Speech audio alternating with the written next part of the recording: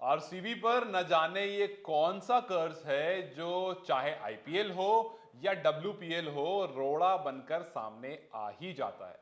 एक बार फिर जब ऐसा लग रहा था कि आरसीबी यहां से इत्मीनान से पहुंच जाएगी, क्योंकि यूपी वॉरियर्स और दिल्ली का मैच चल रहा था। आखिरी 18 बॉल में कुछ 27 रन चाहिए थे और 7 विकेट हाथ में थी, लेकिन उस 18 बॉल में 7 विकेट गिर गई। जी हाँ, 18 बॉल में 7 बॉलें होती जिसमें विकेट गिर गई और 1 रन से दिल्ली ये मैच हार गई। और आरसीबी, जो कि अगर आज यूपी हार जाती तो आरसीबी का एलिमिनेटर में जाना माना ऑलमोस्ट तय था, अब चांसेस और कम हो गई। अब आरसीबी को दिल्ली और मुंबई दोनों से खेलना है। मैं हूं फारूक, मेरे साथ है अंश।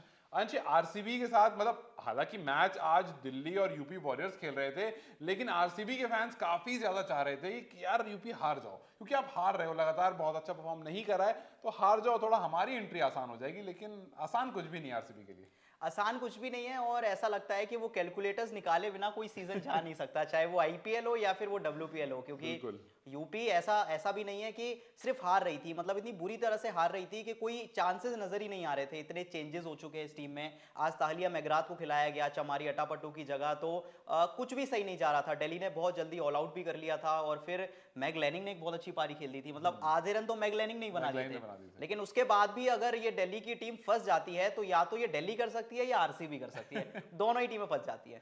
हाँ, ये तो बात बिल्कुल सही है, क्योंकि आप दिल्ली वहां भी देखेंगे तो कुछ ना कुछ ऐसा होता है। पॉन्टिंग साथ में है वहां पर, तो यार वहां तो ऋषभ पंत साथ में थे, वो फिर भी फंस जाते थे। और यहां भी आप देख लें, आप पूरी टीम को ऊपर से नीचे देख लें, एक स्ट्रॉन्ग टीम है दिल्ली। आईपीएल से ज्यादा स्ट्रॉन्ग दिल्ली डब्ल्यूपीएल में है, बिल्कुल। और इसी वजह से शायद अभी फिलहाल टॉप पर भी है। लेकिन फिर भी आज मानो न जाने जंग सा लग गया उस लोहे पर, जिस पर एक हल्की सी चोट क्या लगी कि 7 विकेट धड़ल्ले से गिर गए। मतलब अगर आप यूपी को पहले देखेंगे तो 138 रन, T20 में 138 रन एक आम स्कोर है और इजीली चेजेबल स्कोर है, और दिल्ली में ही मैच हो रहा है, तो ज्यादा मुश्किल भी नहीं होनी चाहिए थी, आराम से हो जाना था चेज। लेकिन हालांकि देखिए, दीप्ति ने अच्छी पारी खेली थी 59 रन की, उसी वजह से 138 बने भी थे, वरना उसके अलावा एलिसा हेली और दीप्ति के अलावा किसी के रन नहीं आए हैं। लेकिन जब आते हैं दिल्ली वाले बैटिंग करने, मैगलेनिन के 60 आते हैं और बाकी सब साफ हो जाते हैं।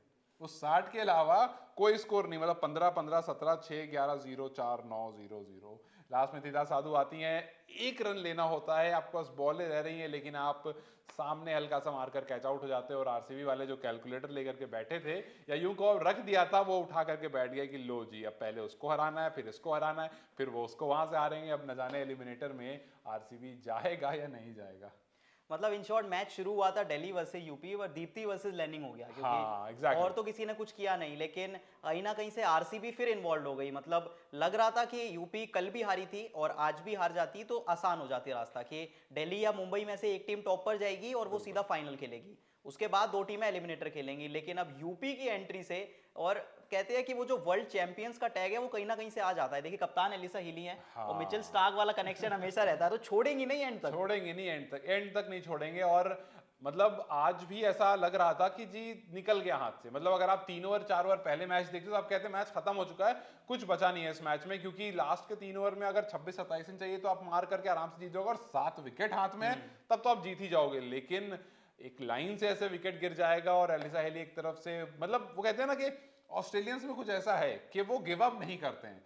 आप कुछ भी देख लो, कहीं भी देख लो, किसी टीम को देख लो, कोई सा फॉर्मेट देख लो, वो लास्ट तक जाते रहते हैं कि क्या पता यहां से कुछ मिल जाए, क्या पता यहां से कुछ मिल जाए, और ज्यादातर केसेस में कुछ ना कुछ मिल ही जाता है। अब मिल जाता है। और देखिए सामने टीम कौन सी थी, मतलब दिल्ली की सबसे जो स्ट्रॉन्गेस्ट पार्ट है वो है उनकी बैटिंग डेप्थ। जी हाँ। मतलब ऑलमोस्ट उनकी विकेट कीपर खेलती हैं तानिया भाटिया 10 पे, 9 और 8 पे उनके पास शिखा पांडे हैं, राधा यादव हैं, तो मतलब बैटिंग की कमी नहीं है। लेकिन फिर भी 11 नंबर की टिटा साधु को वो 1 रन बनाने आना पड़ा, सोचिए। एक तो रन, फिर एक रन। मान लीजिए कि डिजर्व करती थी आज दिल्ली हारना और यूपी जीतना। बिल्कुल, आज डिजर्व करती थी जीतना, लेकिन अब ये जो डिजर्व करती थी और जो जीत भी गई हैं, उसके बाद अब कहां तक मैच पहुंचता है, क्या दिल्ली यहां से आगे मैचेस को जीत करके अपना वो पहला पायदान बरकरार रखती है? क्योंकि देखिए, जो पहले पर है वो तो पहुंच जाएगा फाइनल में।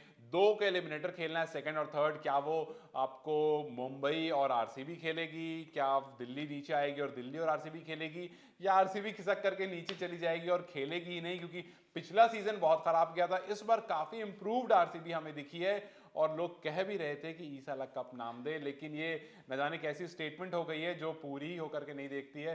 चलिए देखते हैं कैसा होता है आगे आने वाले मैचेस। दो फिक्सचर जो आरसीबी के हैं वो दिल्ली और मुंबई के सामने है। अब देखते हैं कि क्या होता है। आरसीबी ने अपने गढ़ पर हल्ला बोल किया है, अब इनके गढ़ पर आकर के क्या हल्ला बोल कर पाते हैं। नहीं, आपको क्या लगता है, क्या आरसीबी के लिए कुछ बेहतर हो पाएगा या फिर एक बार फिर से वो खिसक करके नीचे आ जाएंगे और नीचे की कोई सी टीम ऊपर जाकर के एलिमिनेटर खेलेगी? अपनी राय मुझे कमेंट सेक्शन में जरूर बताएं। इस वीडियो को लाइक और शेयर जरूर करें और जाते जाते चैनल को सब्सक्राइब करते जाएं।